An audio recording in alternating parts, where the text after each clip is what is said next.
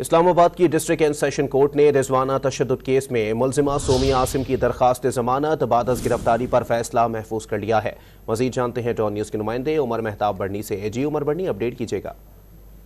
جی بالکل، اسلام آباد کی مقامی عدالت نے رضوانہ تشدد کیس میں جو مرکزی ملزم ہے سومیہ عاصم، ان کی ضمانت بعد از گرفتاری کی درخواست پر فیصلہ محفوظ کر لیا ہے۔ فیصلہ جو ہے وہ 2 بجے سنایا جائے گا۔ آج سماعت کے دوران ایک طویل جو ہے وہ دلائل دیے گئے سومیہ عاصم کے وکلاء کی جانب سے۔ اس کے علاوہ جو پروسیکیوشن اور وکیل مدعی تھے وہ بھی عدالت میں موجود تھے۔ انہوں نے بھی سومیہ عاصم کی ضمانت بعد از گرفتاری کی درخواست کی مخالفت کی۔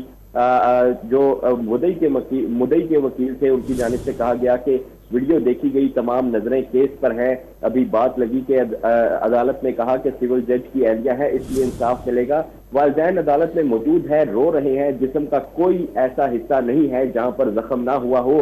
مدعی وکیل کا مزید کہنا تھا کہ پورا معاشرہ رضوانہ کے کیس سے پریشان ہے، سومیہ عاصم سے اعلیٰ تشدد بھی برآمد کرنا ہے۔ مدعی وکیل فیصل جٹ نے سومیہ عاصم کی درخواست ضمانت کی مخالفت کی، جس کے بعد عدالت کی جانب سے فیصلہ محفوظ کر لیا گیا ہے اور تقریباً 2 بجے کے قریب یہ فیصلہ جو ہے وہ سنایا جائے گا۔ بہت شکریہ عمر مہتاب بڑھنی۔